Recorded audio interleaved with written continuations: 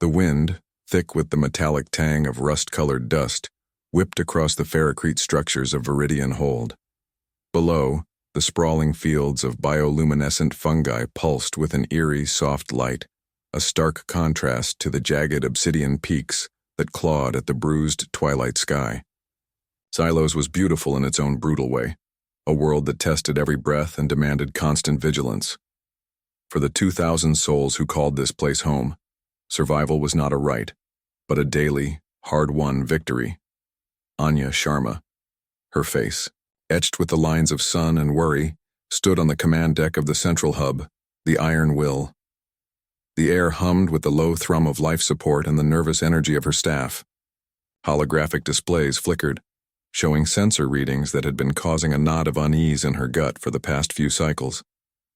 Unidentified signatures, too large, too organized to be the planet's notoriously aggressive sky predators. Anything more, Ilara? Anya's voice was low, steady, a counterpoint to the rising tension in the room. Ilara Vane, her fingers flying across the control panel, shook her head. Still nothing concrete, Commander. Just faint energy readings. Gravitational distortions like something big is out there but cloaked or far beyond our usual detection range. Ilara, a former astrophysicist who had sought refuge from corporate wars in the quiet isolation of Viridian Hold, possessed a sharp mind and an even sharper intuition. Jax Kalin, a hulking figure with grease-stained hands and eyes that always seemed to be calculating angles and stresses, leaned against a support beam. Could be pirates. We've heard whispers of raiders venturing this far out. Jax, a master engineer and the colony's chief tinkerer, could coax life out of scrap and build wonders from necessity. He preferred the tangible reality of metal and energy to the abstract threat of the unknown. Pirates don't usually travel in formations that large, Anya countered, her gaze fixed on the ambiguous readings. And they certainly don't bother with stealth technology beyond rudimentary jammers. This feels different. The colonists of Viridian Hold were a diverse lot, idealists who craved freedom, refugees from a fractured Earth, and those who simply wanted to be left alone. They had carved a life out of Xylos's harsh beauty, learning to cultivate the nutrient-rich fungi, to mine the veins of rare minerals that laced the obsidian mountains, and to defend themselves against the planet's formidable fauna. They were self-reliant, resilient, and fiercely protective of the fragile sanctuary they had built. Over the next few rotations, the whispers solidified into undeniable truth. Visual confirmation came from the long-range scouts, sleek, angular ships of a design utterly alien to anything they had ever seen. They hung in orbit, silent and menacing, like predatory insects poised to strike. Fear rippled through Viridian Hold, but beneath it a familiar stubbornness began to coalesce. They had faced down acid storms, rock slides, and creatures with teeth like obsidian shards. They would face this too. Anya gathered her defense council, a motley crew of miners, farmers, and former soldiers. They haven't made contact yet, she said, her voice calm but firm. But we need to be ready. Jax, I want every defensive emplacement operational. Prioritize energy conduits and reinforce the perimeter. Mara, your teams need to secure all vital resources. We don't know what they want, but we won't give it to them easily. Jax nodded, a grim determination hardening his features. Already. On it, Anya. We might not have their fancy tech, but we've got ingenuity and a damn good understanding of this rock. We'll give them a Xylosian welcome they won't soon forget. As the alien ships remained in silent orbit, a sense of grim anticipation settled over Viridian Hold. They were outnumbered, outgunned, and facing the unknown. But as they prepared for whatever was to come, a quiet resolve hardened in their hearts. They were humans, and this was their home. They would not yield. The silence finally broke with a cascade of modulated tones that blared across Viridian Hold's comm systems. The alien language was a harsh, guttural series of clicks and whistles, but a synthesized translation followed swiftly, cold and imperious. Attention, inhabitants of this designated planetary body, you are under the jurisdiction of the Krill hegemony. Your immediate and unconditional surrender is required. Any resistance will be met with swift and decisive action. Prepare for ground assessment teams to secure resource extraction sites. Compliance will ensure your continued existence. Commander Theronvax watched the transmission from the bridge of the ironclad decree, his multifaceted eyes reflecting the cold light of the holographic display. The Krill were a species that prized order and efficiency above all else. Their society was a rigid hierarchy, their technology meticulously engineered, their strategies based on logic and overwhelming force. They had encountered countless lesser species in their expansion across the galactic arm, and none had offered significant resistance to their inevitable assimilation. This backwater planet with its primitive settlements was expected to be no different. Deploy scout teams to sectors Gamma 7 and Delta 9, Theronvax commanded, his voice a precise baritone. Assess resource density and secure landing zones for the primary extraction units. Inform the inhabitants that further communication will be unnecessary once compliance is established. The Krill scout ships, sleek obsidian wedges, descended through the atmosphere, their energy shields shimmering. They approached the designated landing zones with an air of effortless superiority, their weapon systems powered down in anticipation of a swift and unopposed occupation. On the ground, Anya watched their descent on a tactical display in the iron will. "They're confident," she murmured, a flicker of something akin to grim amusement in her eyes. "Arrogant, even. They think this will be easy." "They haven't met Xylosian hospitality yet," Jax growled, his hand resting on the activation switch for a series of buried energy emitters he had jury-rigged near the primary landing zone, as the first Krill landing craft touched down, deploying heavily armored troopers with energy rifles held at the ready. The ground beneath them erupted, not in a fiery explosion, but in a chaotic surge of localized energy that overloaded their shield systems and sent their advanced weaponry sputtering uselessly. Simultaneously, from the dense fungal forests and the shadows of the obsidian cliffs, a hail of magnetically accelerated slugs and crude but effective explosive charges rained down. The Krill troopers, accustomed to the clean efficiency of energy warfare, were caught completely off guard by the sheer brutality and unpredictability of the attack. Their training had not prepared them for enemies who used the environment itself as a weapon, who fought with a ferocity that seemed almost irrational. Commander Theronvax watched the initial reports flood in with a growing sense of disbelief. "Report! What is the meaning of this?" His voice, usually so controlled, held a sharp edge of surprise. "Unidentified energy surges, Commander. Weapon systems malfunctioning. We are taking significant casualties." The frantic voice of the scout team leader crackled over the comms before being abruptly cut off. On Xylos, Anya smiled grimly as she watched the chaos unfold on her tactical display. "Welcome to Viridian Hold," she whispered. "You should have stayed in the void." The humans of Xylos had just delivered their first message to the Krill hegemony, and it was a message written in fire, shrapnel, and the stubborn defiance of a people who refused to be conquered. The Krill hegemony forces, initially expecting a swift and bloodless occupation, found themselves mired in a brutal and bewildering conflict. Their advanced weaponry and armor proved less effective in the dense, uneven terrain of Xylos, where human defenders utilized guerrilla tactics with ruthless efficiency. The bioluminescent fungi, while beautiful, cast shifting shadows that concealed ambushes, and the winding ravines became death traps for Krill patrols. The Krill troopers, clad in their sleek dark armor, moved with disciplined formations, their energy rifles spitting precise bursts of plasma.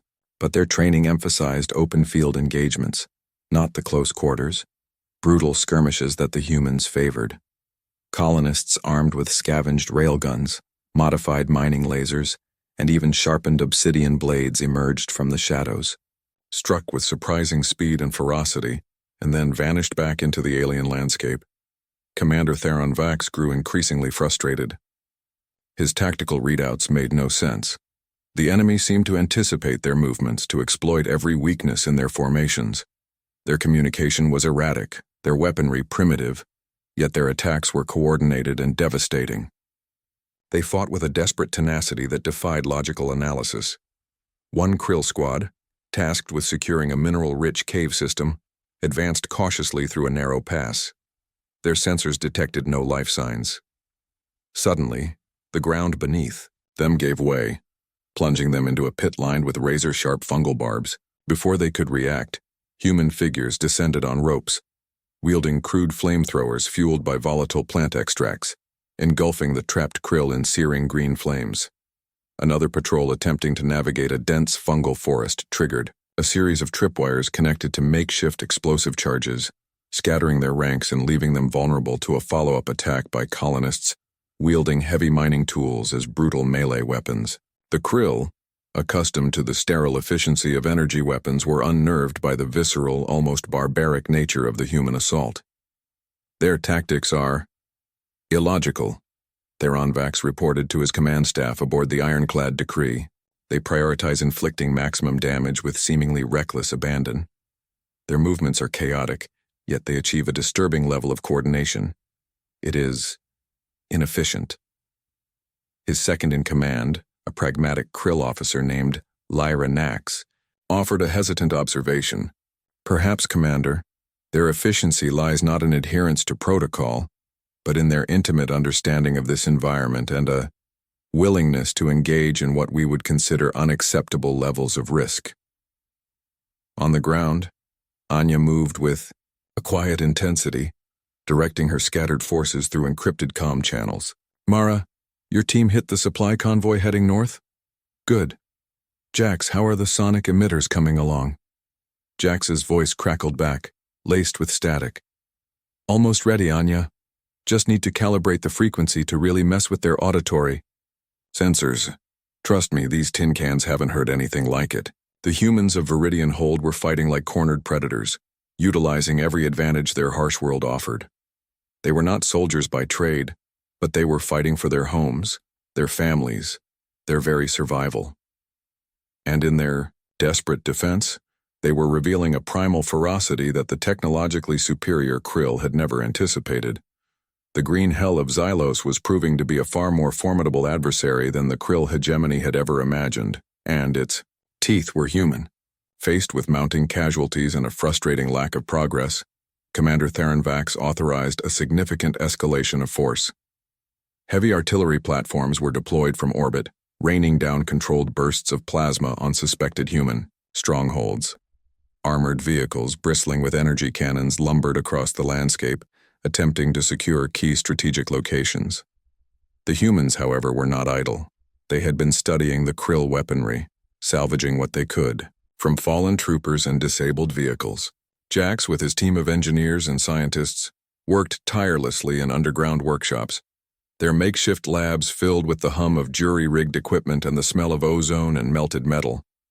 The energy conduits are surprisingly stable, Jax muttered, tracing the lines on a salvaged krill rifle with a gloved finger. Their power cells are far more efficient than anything we've got. And this phase induction technology, fascinating.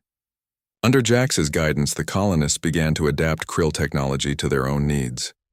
They learned to overload the energy shields of the krill vehicles using focused bursts from their mining lasers. They modified salvaged energy rifles to be powered by their more readily available power sources, sacrificing efficiency for sheer firepower. And they began to incorporate krill armor plating into their own makeshift defenses. One of their most significant innovations was the resonance spike, a device based on the krill's own sonic weaponry, but amplified and tuned to frequencies that caused severe disorientation and pain in the krill physiology. These devices, deployed in concealed locations, turned krill advances into agonizing retreats. Anya, meanwhile, continued to lead daring counterattacks. Utilizing their knowledge of the terrain, human teams would slip past krill lines, disable vehicles with magnetically charged mines, and ambush isolated units. They moved with a speed and agility that the heavily armored krill could not match, appearing like ghosts and vanishing just as quickly. During one such raid, Anya's team managed to capture a relatively intact krill scout vehicle.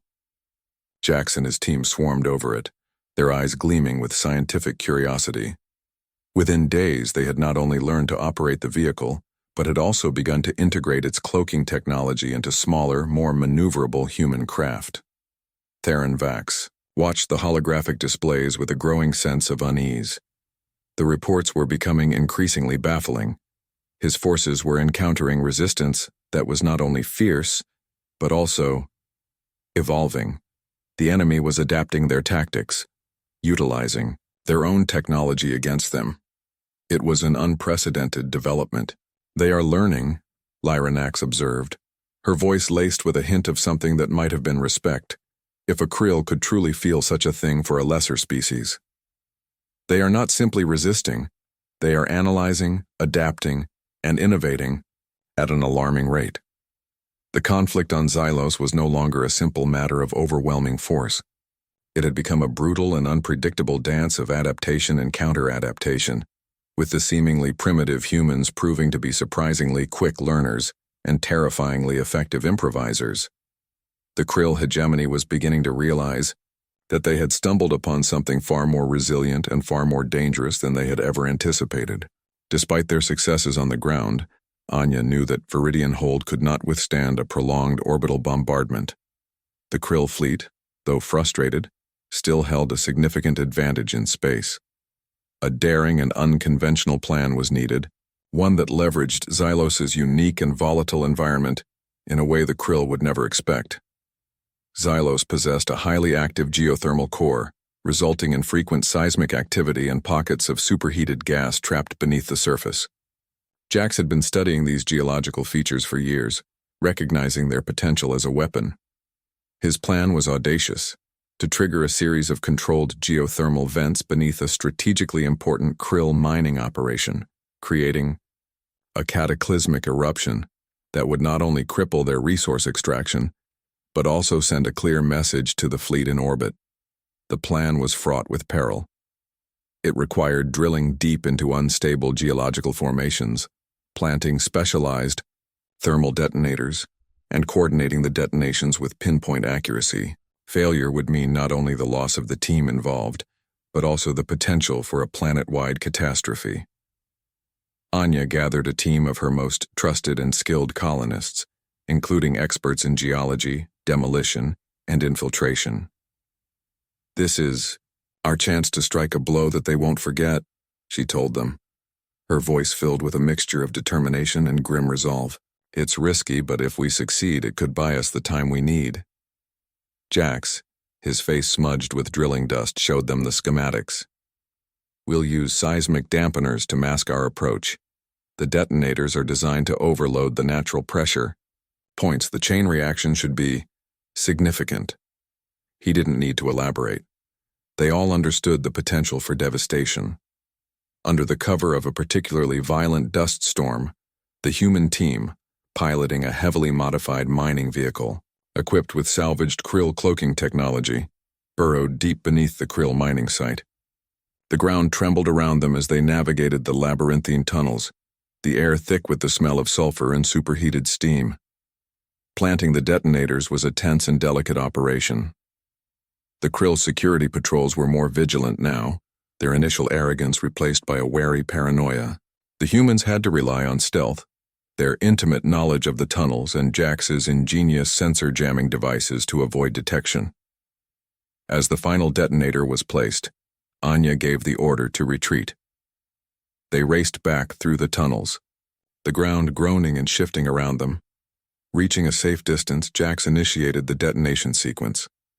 The ground beneath the krill mining operation bucked violently. A series of deafening roars echoed across the landscape as superheated gas and molten rock erupted from the earth, tearing through the krill infrastructure and sending shockwaves that rippled across the planet's surface. The sky above the mining site turned a sickly orange as plumes of ash and debris spewed into the atmosphere. On the bridge of the ironclad Decree, Commander Theron Vac stared in disbelief at the sensor readings. "Report! What is happening on the surface?" The frantic reports painted a picture of utter chaos and destruction. Krill mining equipment was vaporized, armored vehicles were overturned by the seismic tremors, and the air was thick with lethal, superheated gas. The scale and ferocity of the eruption were far beyond anything the krill had anticipated. "It's a geological event, Commander," a shaken science officer reported, "but it appears to have been triggered." Theron Vax's multifaceted eyes narrowed.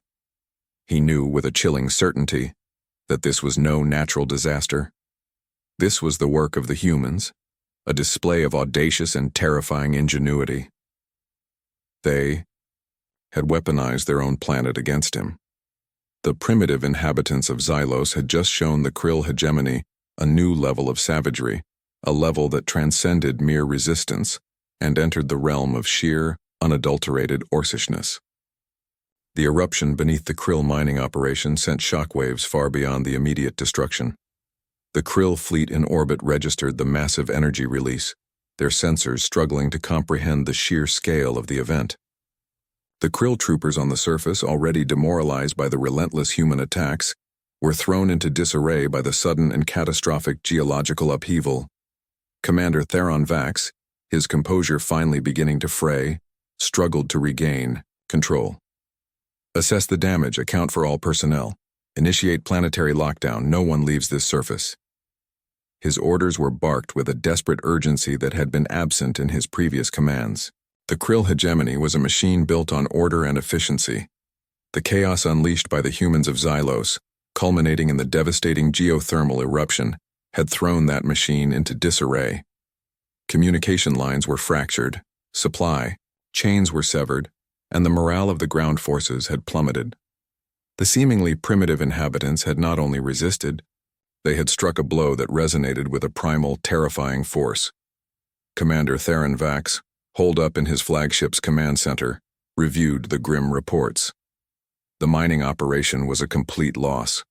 Hundreds of his troopers were dead or unaccounted for, swallowed by the Earth's fury. The remaining forces were scattered and demoralized, constantly harried by the unseen human enemy who seemed to melt into the very landscape. Lyra Nax approached him, her multifaceted eyes reflecting a rare hint of concern. Commander, the Council is demanding answers. Our losses are unacceptable. The resource yield from this planet no longer justifies the cost of engagement. Theron Vax remained silent for a long moment, staring at the holographic projection of the ravaged planet. He had underestimated them. He had relied on the superiority of Krill technology and the predictable behavior of lesser species. The humans of Xylos had defied every expectation, fighting with a ferocity and an ingenuity that was both baffling and terrifying. They were not simply defending their territory, they were actively, aggressively, pushing back with every resource at their disposal. Finally he spoke, his voice devoid of its usual crisp authority. Issue the order. We are to withdraw from Xylos. The order sent a ripple of disbelief and relief through the Krill fleet. Retreat was an admission of failure, something rarely uttered in the annals of the hegemony. But the evidence was undeniable. They had been outmaneuvered, outfought, and ultimately outwilled by a species they had deemed insignificant. On the surface of Xylos, the tremors from the eruption gradually subsided. Anya stood on a high ridge, overlooking the devastated mining site. The air was thick with ash, but beneath it she could see the first signs of life pushing through. Resilient fungi and hardy plant life beginning to reclaim the scorched earth. Jax approached, his face weary, but his eyes alight with a quiet satisfaction. They're leaving, he said, pointing to the departing Krill ships ascending into the void. They're actually leaving. A wave of exhaustion and elation washed over Anya. They had done it. Against all odds, they had defended their home. The cost had been high, but they had survived. In the weeks that followed, Viridian Hold began the slow process of rebuilding. The scars of the conflict were visible everywhere, but so too was the indomitable spirit of the colonists. They salvaged Krill technology, learned from their mistakes and strengthened their defenses. They had proven to themselves and to any other power that might stumble upon their corner of the galaxy that humanity, when pushed, fought with a tenacity that bordered on the legendary. The Krill hegemony retreated, licking its wounds and reassessing its strategic priorities. The name of Xylos became etched in their databases not as a resource-rich prize, but as a costly and humiliating defeat. The reports filed by Theron Vax, though heavily redacted, spoke of an unexpected level of resistance, a brutal understanding of their environment, and a capacity for innovation that defied all projections. the Krill learned a valuable lesson. That technological superiority was no match for the ferocity of a cornered species fighting for its survival. Years passed. Viridian Hold thrived, its defenses strengthened by the lessons learned in the conflict. They remained isolated, but the whispers of their defiance began to spread through the less trafficked regions of the galaxy. Tales of the Orcish humans, of Xylos, who had driven back a hegemony fleet with little more than grit, ingenuity, and a deep understanding of their harsh world, became cautionary legends.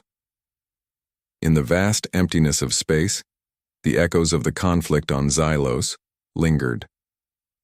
The Krill, hegemony, humbled and wary, marked the system as unprofitable and steered clear.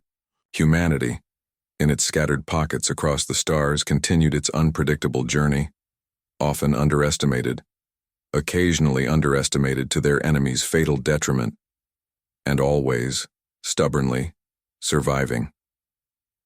The obsidian heart of Xylos had cracked, the ironclad will of an empire, proving once again that when it came to defending what was theirs, humans were a force to be reckoned with, a force that could indeed be described as Orcish.